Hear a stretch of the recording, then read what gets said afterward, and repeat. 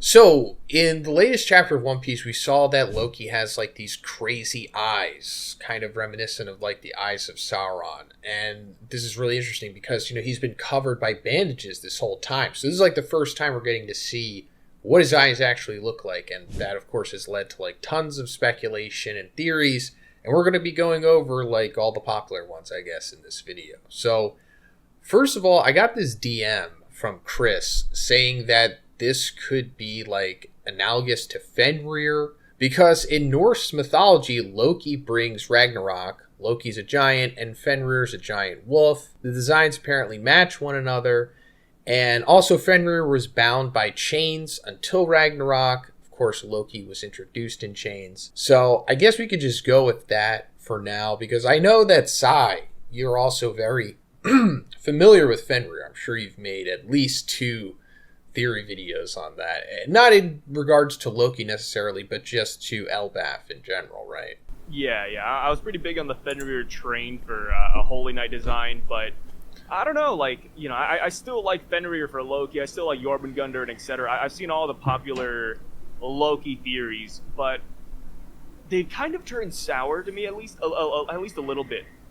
And the main reason I say that is because we saw some of those designs already here in Elbaf via the children's nightmares. Like we had this Nightmare Fenrir, we had Nightmare Jormungandr, Nightmare Nidhogg even. And, I do sit back and question, would Oda introduce those monsters as nightmares, as kid nightmares, and then later reintroduce them in the same arc as like a more epic version with Loki or with the Holy Knight? And I think that's kind of where I'm hung up. I feel like there's such a wide berth of possibilities Oda could bring into One Piece. So would he really do that?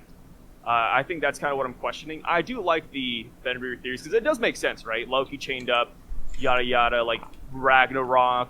I've even seen people bringing up another monster because it also kills Odin, which is the father figure of Loki. Also kills the lucky horse. I think that was just Fenrir actually.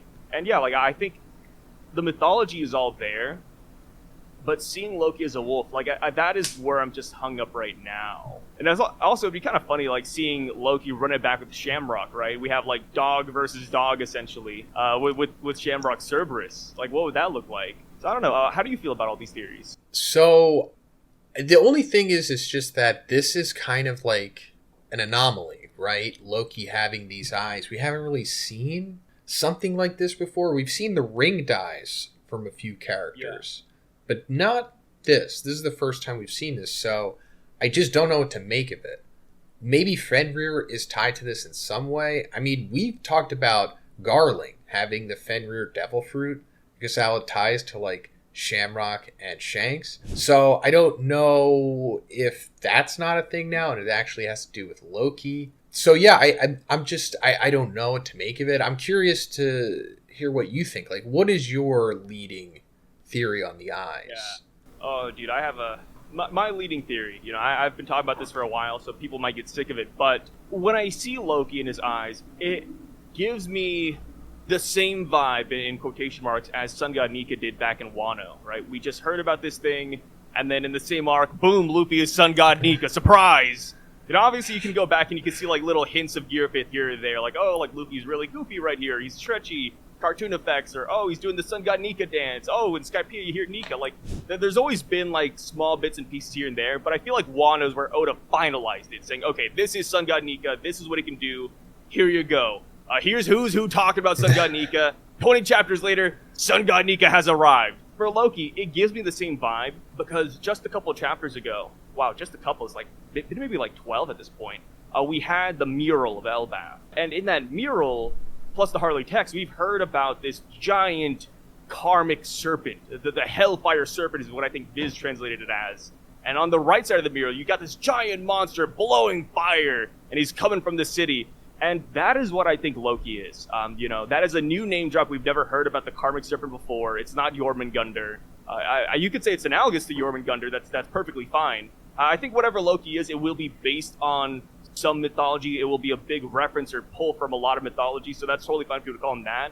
But I think he's going to be an entirely new inverse One Piece creature. And if I had to put my money down on something, I would say it's going to be the serpent that the Earth God used to fight against the Sun God. Kind of like how Shirahoshi is like the reincarnation of the Mermaid Princess after all these years. I think Loki is going to be the first world version of that, and he is going to be a reincarnation of that ancient serpent, whatever it is. Unfortunately, we don't have like a name for it. It's just, big serpent number 5, but yeah, I think that's what's happening here. I mean, the eyes kind of fit. And then somebody mentioned this. I didn't cook this up myself, but they said, oh, the way Loki's climbing up that tree, it's like a snake. And I was like, oh, you're not wrong. He can't climb it any other way because he's a baby, but, I mean, yeah, sure. I could totally see it. And, I think it fits pretty well. Of course, that doesn't really explain the horns, right? The horns, the snake didn't have them. But if you go back to the mural, the giant that looked like Loki, the giant that had those horns, he had, like, this waistband with a certain pattern on it. And, at first it was like, whatever, it's a pattern. But if you look at the snake on the right side of the mural, it has the same pattern on its body. So it's like, wait a minute. Like, maybe they're one and the same. Maybe that's like a hint as to what's happening here. And of course, like I said, very reminiscent of Sun God Nika. Boom, here's the Sun God Nika mention. Here's Sun God Nika. So, here's Hellfire Serpent. Here's Hellfire Serpent. Hell, you could even say he's a god, I don't think that's bad either. Spinning off, like, if you don't like my serpent idea, you could say he's like the forest god or the earth god or the rain god. And I think that'd fit too. I think he will be something important from the second or first world. I think that's almost like a guarantee right there. Yeah, I like that. The hellfire serpent thing. Because, yeah, it does have the same markings on the mural. And just really interesting. Didn't know what to make of that. But maybe it has something to do with what's going on with his eyes. I don't know why he would just have the eyes of the serpent, but I guess he does. They are very serpentine, I guess you could say. Devilish. Yeah. Like, it's just a vertical slit. Like, I don't really know what else those eyes could be. And it's weird talking about, like, ocular powers in One Piece because we've never really had that. People reference pudding. I'm like, okay, we have pudding, you're correct. But we haven't seen what pudding's eyes can do. Right now, she's just using them to see like normal people. But, she hasn't awakened it yet, so we don't even know, like, how Oda's going to bring eye powers into One Piece. Like, is it going to be like Naruto, where, eye powers get absolutely disgusting? Or is it just going to be, like, a visual thing? Like, oh, he looks cool, and that's pretty much it. Like, how do you feel about that? Like, I'm sure you've watched, like, Naruto. You finished it. Yeah. So, like, would you want Oda to get Naruto-y with this? Like, what abilities from, like, Naruto eye powers would you want or not want? Like, the linking up... The Susanoo, like where do you draw the line? Amaterasu, Izanagi. Yeah, see, that's the thing. I don't mind like a look at you and then something happens type of power, because that's not like Naruto didn't like invent that. Like that's always kind of been like, right. Yeah, it's like a standard trope. So if there was character like if Loki had some kind of look at you and then like. Either I can analyze something special or I can affect you in some way because I'm looking at you. That's fine.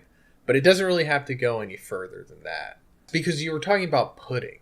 And I think that's good because technically she does have an eye ability, but it's not like it's like really doing anything tangible, you know what I mean? It kind of just gives her information. Or at least that's the implication of it, right? Very specific information, too. Like, she can read the poneglyphs. Like, what an ability. Yeah, I think that's great. I think it should be like that if Loki does have an eye ability.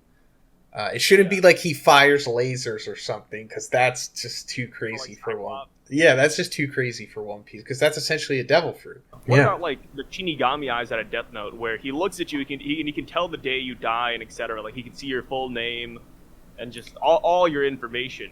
That would be a really cool devil fruit in itself. Like, if there was a character that just had that ability, that would be really cool. Yeah, it would be kind of scary, too. Like, imagine this baby just walks up to those eyes. Yep, you're dying tomorrow. Whoa. Yeah, that's like a horror movie. Yeah, he's a scary baby, man. Like, I wouldn't have thrown him off, but being scared of this baby and having such a visceral reaction, eyes are scary. All I could say. Yeah, I would throw him off personally, but that's neither here nor there. That's pretty much it for this one, guys. Let me know what you think about Loki's eyes in the comments. Also, check out Sai's channel, of course. I'll have the link for him in the description. Peace out. See you in the next one.